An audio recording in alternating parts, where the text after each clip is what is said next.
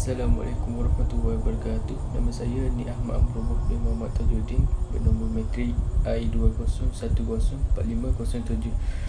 Pada hari ini saya akan mengulaskan sedikit sinopsis daripada filem yang dipilih, iaitu filem Makmum.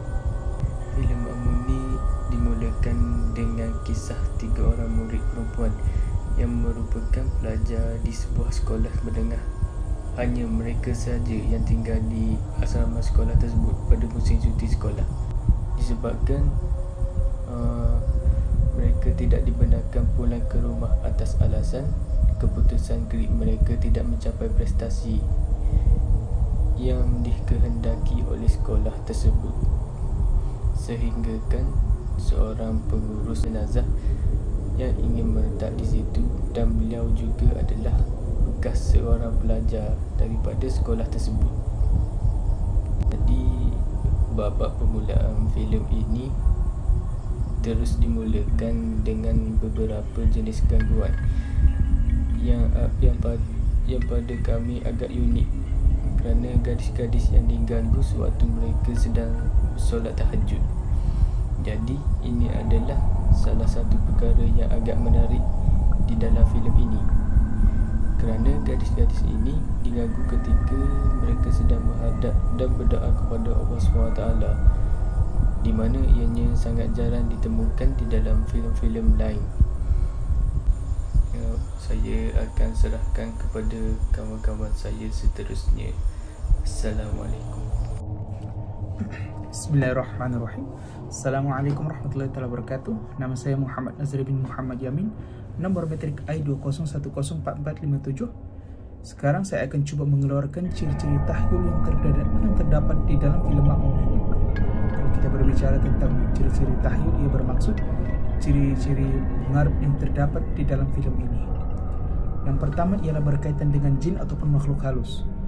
Kalau kita lihat, terdapat babak di dalam filem ini seperti mendengar suara jin secara jelas, meminta jin untuk berhenti mengganggu dirinya, dan juga jin muncul secara mengejut. Kita tahu firman Allah Subhanahu wa taala berbunyi, "Wa ma khalaqtul jinna wal insa illa liya'budun." Surah Az-Zariyat ayat 56, yang bermaksud, "Aku tidak menciptakan jin dan manusia melainkan agar mereka beribadah kepadaku." Namun begitu, kita juga kena sedia maklum firman Allah Subhanahu wa taala di dalam surah Al-A'raf ayat 27 yang berbunyi, "Innahu yarakum huwa wa qabiluhu min haitsu la tarawnahum."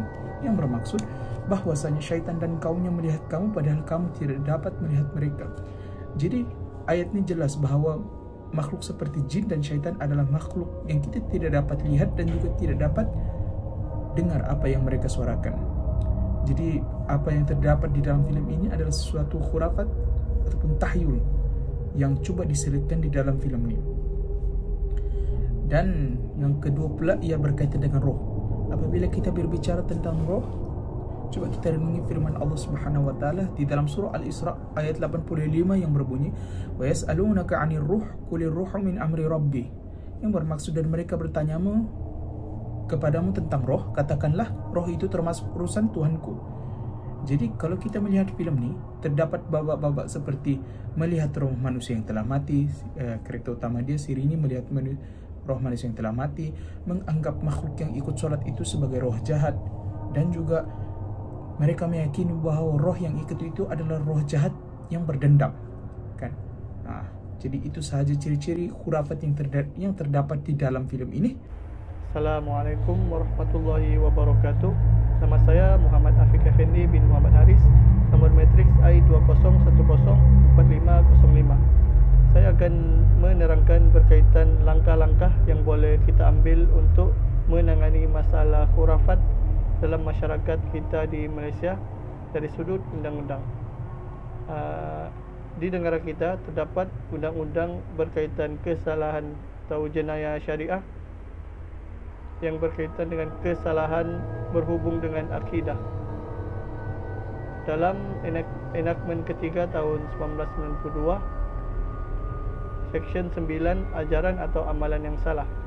Di sana menjelaskan siapa yang mengajar agama, menguraikan perkara yang sama kepada seseorang ataupun sekumpulan orang di tempat awam, atau sebaliknya, atau menjalankan sesuatu upacara atau sesuatu perbuatan yang berlawanan dengan hukum syarak adalah salah dan sekiranya disabitkan maka akan dikenakan hukuman denda tidak melebihi RM5.000 atau penjara selama tempoh tidak melebihi 3 tahun atau kedua-duanya sekali, dan segala dokumen atau peralatan yang berkaitan dengan sabitan itu hendaklah dirampas dan dimusnahkan sebagaimana yang diarahkan oleh mahkamah.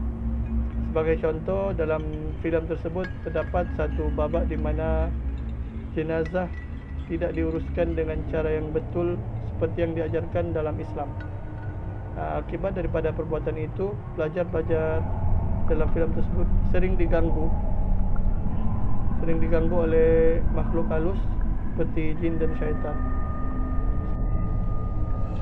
Assalamualaikum warahmatullahi wabarakatuh.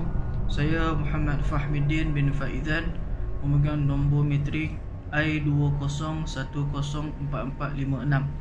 Pada kesempatan kali ini saya akan menceritakan cara menyelesaikan isu khurafat melalui pendidikan.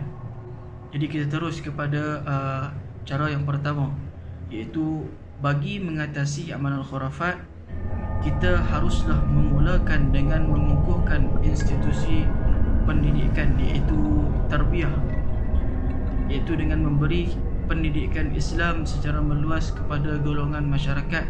Cara yang kedua pula adalah melalui pihak berkuasa, umpamanya seperti pemerintah, mana pemerintah wajar berperanan secara menyeluruh dalam usaha membantu dan mendidik masyarakat meninggalkan perbuatan yang boleh membatalkan iman. Cara yang ketiga pula adalah melalui para pendakwah ataupun penceramah dan orang-orang yang berilmu perlu memberi penjelasan dan penerangan yang lebih efektif kepada umat Islam tentang keburukan amalan khurafat dalam kehidupan di dunia dan di akhirat. Itulah serba sedikit yang dapat saya kongsikan ataupun saya sampaikan. Semoga dapat memberi sedikit manfaat ataupun